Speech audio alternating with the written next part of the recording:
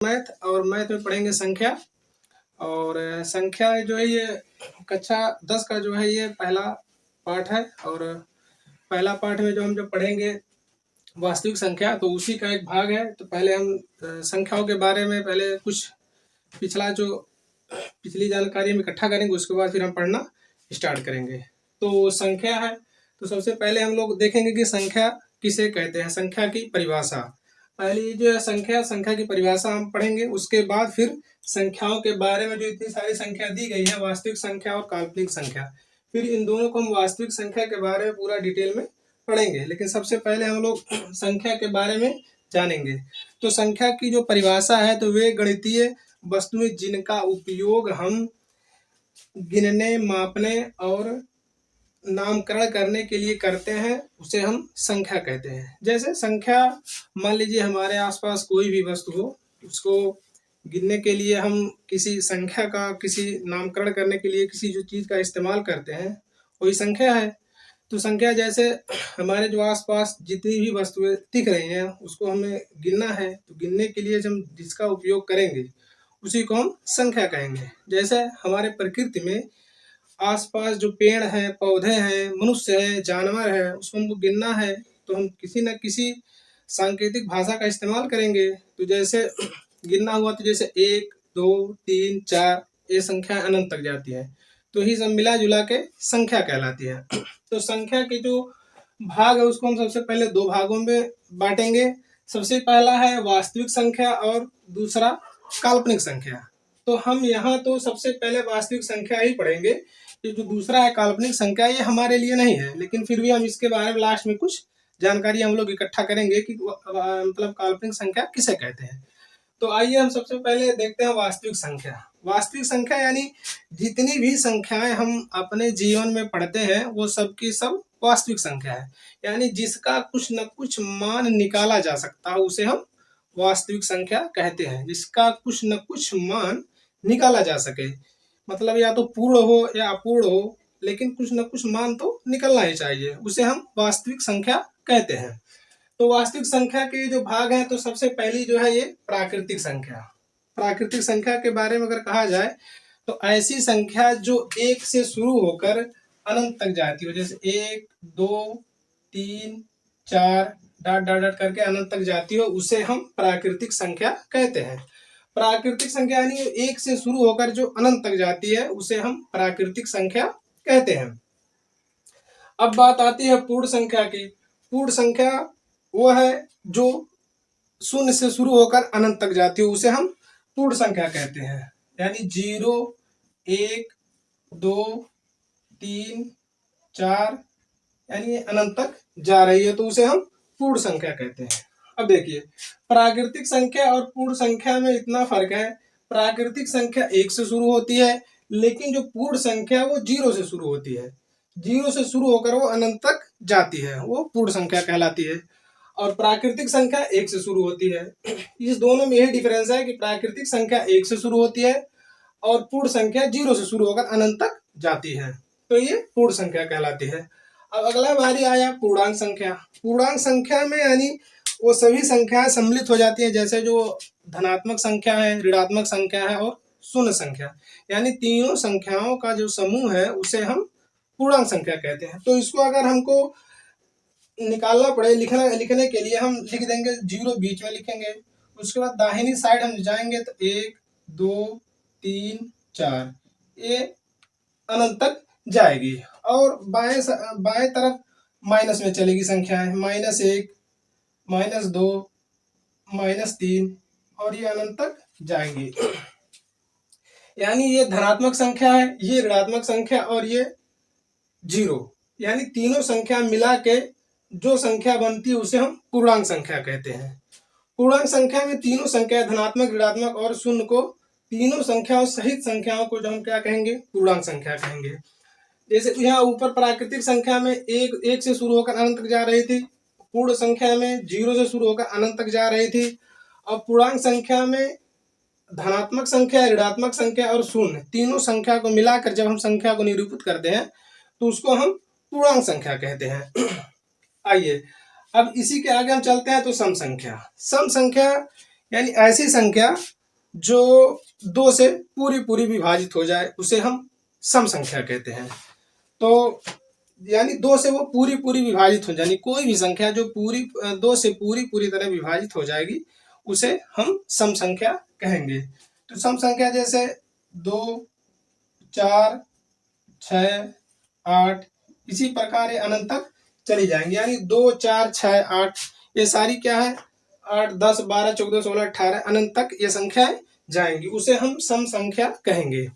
यानी सम संख्या का मतलब यह है कि ये 2 से पूरी पूरी तरह से कट जाना चाहिए। जैसे 2 है तो ये 2 से पूरी पूरी तरह विभाजित हो जाएगी। 4 है, 4 भी 2 से कटेगा। 6 है, 6 भी 2 से कटेगा। 8 है, 8 भी 2 से कटेगा। ये सारी संख्याएं जो है वो सम संख्या कहलाएंगी, जो 2 से पूरी पूरी विभाजित हो जाती है। अब बारी आती है विषम संख्या की। विषम संख्या ऐसी संख्या है जो 2 से पूरी पूरी विभाजित ना हो, उसे हम विषम संख्या कहते हैं। यानी वो 2 से विभाजित नहीं होंगी, वो संख्या विषम संख्या कहलाती है। जैसे 1 है, 3, 5, 7, 9 इसी तरह से ये संख्या अनंत तक चली जाएंगी। यानी 1, 3, 5, 7, 9 है, ये सारी संख्याएं जो है वो 2 से विभाजित नहीं होंगी, पूरी पूरी विभाजित नहीं होंगी। अगर इनको विभाजित किया जाएगा तो दशमलव में विभाजित होंगी, तो ये विषम संख्या कहलाएंगी, जो 2 से पूरी पूरी तरह से विभाजित नहीं होंगी। उस ऐसी संख्या को हम विषम संख्या कहेंगे।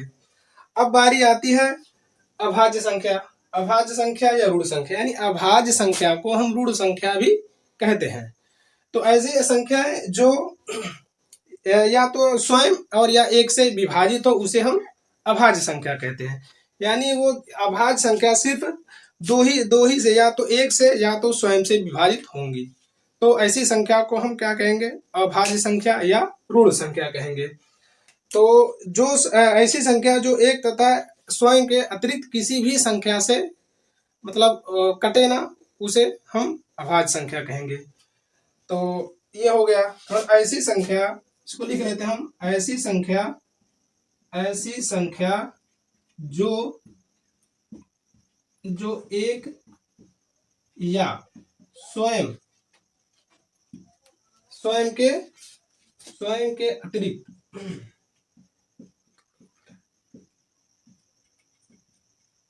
अतिरिक्त किसी और संख्या से ना कटे, किसी और संख्या से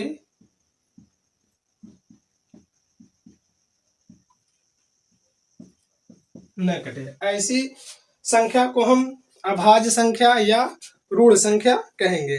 यानी जैसे मान लीजिए कि 3 है, इसको अगर हम मान लिया जाए कि 3 है, तो हम ये जैसे ऐसी संख्या जो एक है स्वयं के अतिरिक्त किसी और संख्या से न कटे उसे हम अभाज्य संख्या, और अभाज्य संख्या को ही हम ऋण संख्या भी कहते हैं। तो जैसे मान लिया जाए, ये हम यहाँ का ऊपर लिख रहे हैं, आप लोग देखेंगे तो जैसे ये 3 है, तो 3 एक अभाज्य संख्या है, ठीक है, 3 एक अभाज्य संख्या है। जैसे ये अगर इसको हम काटेंगे तो या तो 1 से कटेगा, फिर या तो 1 से कटेगा या फिर 3 से कटेगा, इसके अलावा ऐसी ये संख्या किसी और से नहीं कटेगी, तो इसलिए यह एक अभाज्य संख्या है।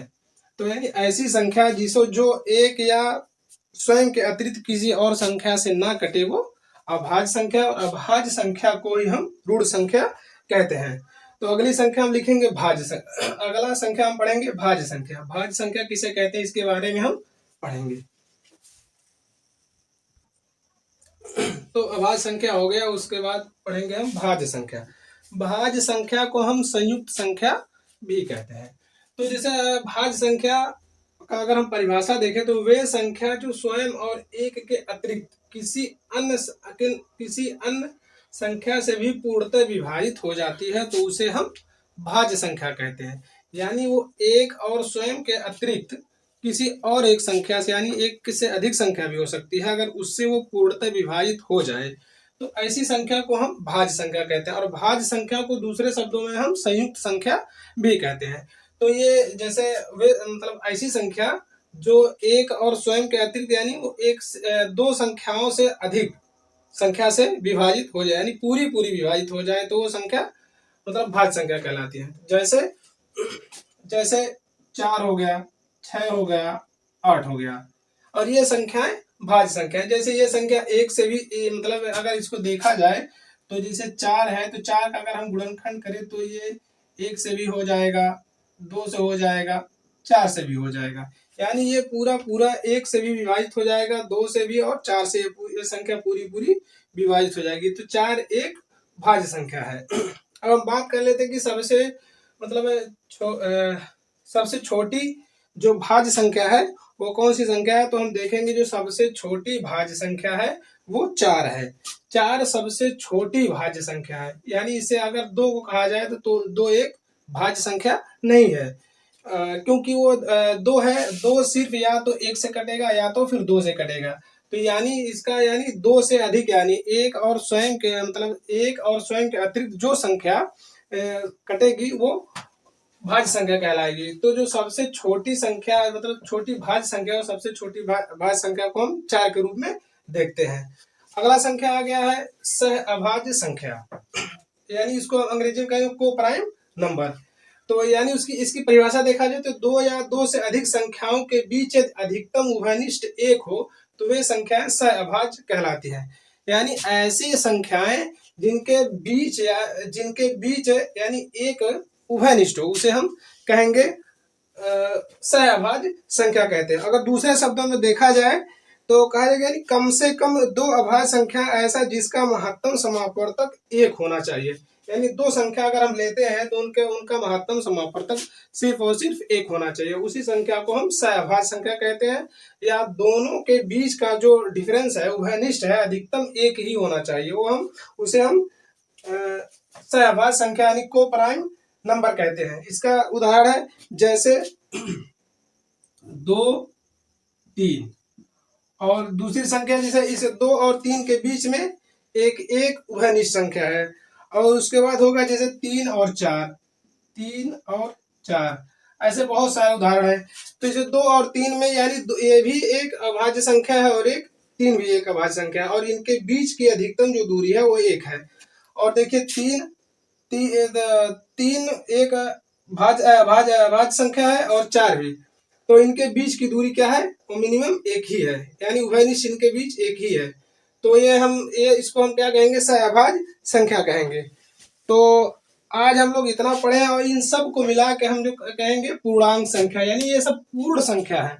पूर्ण संख्या में सारी संख्याएं आ जाती है, यानी उसमें सम विषम प्राकृतिक संख्या और पूर्णांक संख्या, ऋणात्मक धनात्मक, जो सारी संख्याएं मिला के यानी वो पूर्ण संख्या हो, वो दशमलव में ना हो, ऐसी संख्या को हम पूर्ण संख्या कहते हैं। तो यानी जो अभी तक जितनी हम लोग संख्याएं पढ़े हैं वो सब संख्या पूर्ण संख्या के अंदर आती है, यानी वो पूर्ण संख्या, वो दशमलव में संख्याएं नहीं, वो पूरी की पूरी संख्या है, उसमें या ना बटे में है, ना भिन्न में है, ना परिमेय संख्या है, बाकी ये सब पूर्ण संख्या है, ये पूर्ण संख्या के अंदर आती है। यानी वो पूरी की पूरी संख्या, वो मतलब जिसको जैसे दशमलव में कहा जाए या भाग में कहा जाए ऐसी संख्या नहीं, यानी वो पूरी पूरी संख्या है, तो उसी को हम क्या कहेंगे, पूर्ण संख्या कहेंगे।